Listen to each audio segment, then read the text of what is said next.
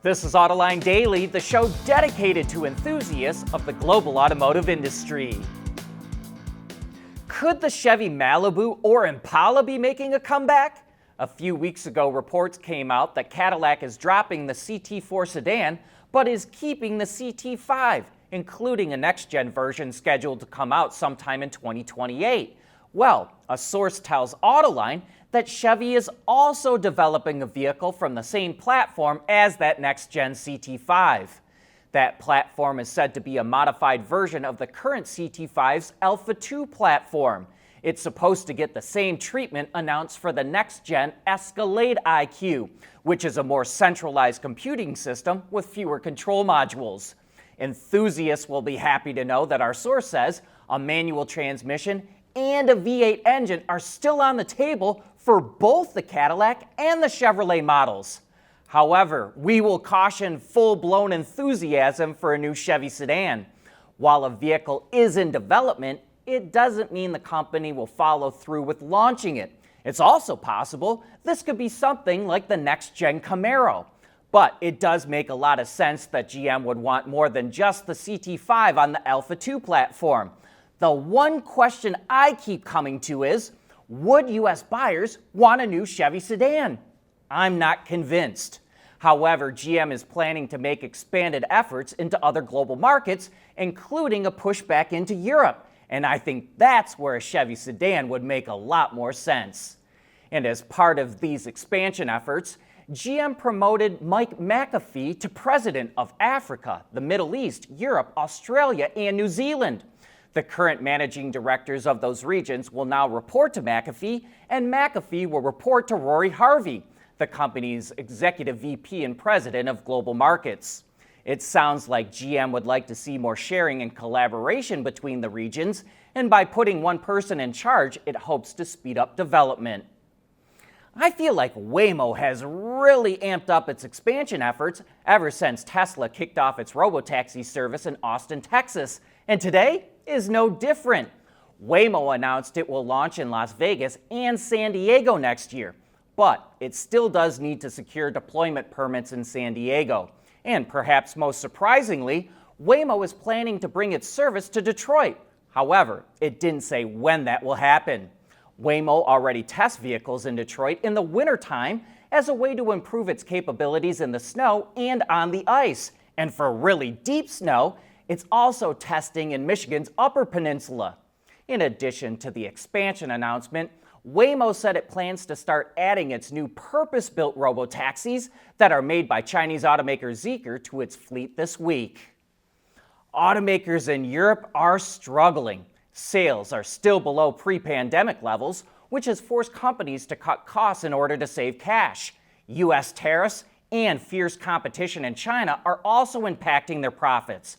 But according to Bloomberg intelligence data, the worst might be over.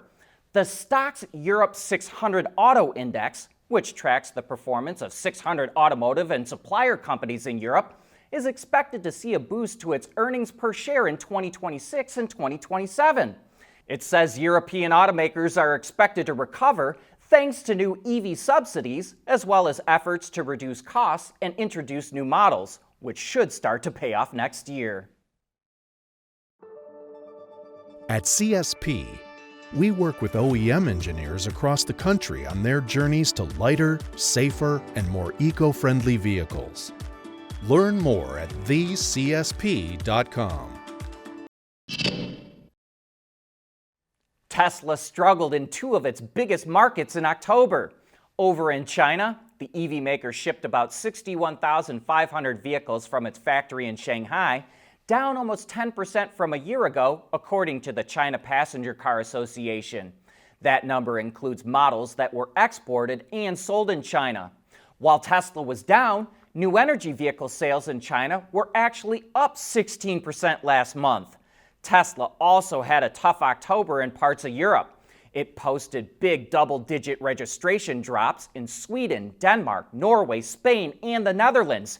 And even more concerning, it was outsold by several Chinese EV makers in Denmark and Spain. Although Tesla did post a 2% increase in France. And speaking of sales, it was a bit of a mixed bag for the automakers that report sales on a monthly basis in the U.S. Ford, Honda, the Hyundai Group, Mazda, Subaru, and Toyota sold just over 715,000 vehicles combined in October, up 1.2% from a year ago. Toyota led the way with a nearly 12% increase. Ford was up 1.5%, and Honda only posted a slight increase. The others were all down last month. The Hyundai Group's sales dropped 1%, Subaru fell 6%, and Mazda slumped by nearly a third. And it must have been tough for the automakers that report sales on a quarterly basis, like GM, Stellantis, VW, BMW, and Nissan. Forecasts from J.D. Power and Cox Automotive projected an overall decline between 3 to 7% in October. Honda is going to launch its first electric motorcycle early next year. Called the WN7, it features a fixed 9.3 kilowatt-hour battery pack that can provide up to 140 kilometers or about 87 miles of range. While it does come with a CCS plug and fast charging capability, it's on the low end of fast charging. It takes about 30 minutes to go from 20 to 80% state of charge. Power comes from a 50 kilowatt or 67 horsepower electric motor, which also produces about 73 pound-feet of torque. Production is scheduled to start at the end of this year, and deliveries in markets like Europe start in 2026. The name Honda will also be spelled out in the same script on its electric motorcycles as it is on its electric cars, while ICE motorcycles will continue to use its traditional wing logo. On top of its EV announcements, Honda says its e-clutch, which doesn't require riders to use the clutch when shifting, is expanding to more models. And it also showed off an e-compressor prototype, which provides boost no matter what the engine RPM is. Honda hopes to develop a 900cc engine that performs similar to a 1200cc engine, and it says it's working towards mass production. Toyota is reviving the Scion, but not for a new car. It's an off-road concept that the automaker created for the SEMA show in Las Vegas. Called the Scion 01 concept, it's a side-by-side all-terrain vehicle that can be used for high-speed racing, trail running, and technical rock climbing thanks to a roll cage that meets FIA racing standards. The vehicle is powered by Toyota's turbocharged four-cylinder hybrid powertrain that it uses in its trucks, and it delivers over 300 horsepower. But if this is something you're interested in, don't get too attached because Toyota isn't planning to make it available for sale. And that wraps up today's show. Thanks for making Autoline a part of your day.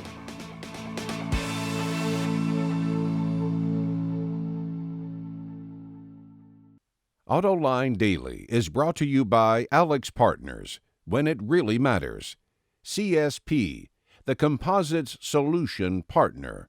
Intrepid Control Systems, over-the-air engineering, boost your game.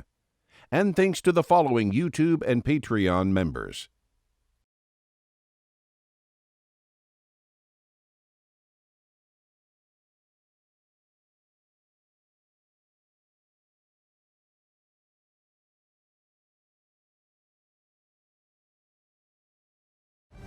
We help businesses respond decisively to their most critical challenges, from urgent performance improvement to enterprise-wide transformation. We work across the full value chain, in automotive and in industrials, helping clients navigate disruption, drive innovation, and unlock sustainable growth. Alex Partners, when it really matters.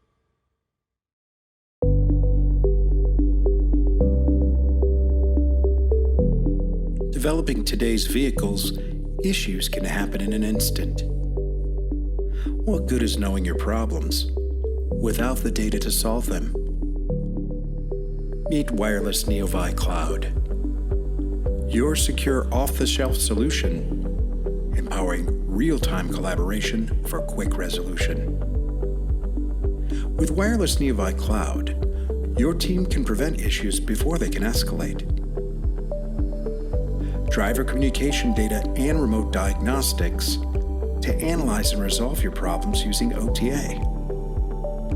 allowing your executives oversight throughout the process.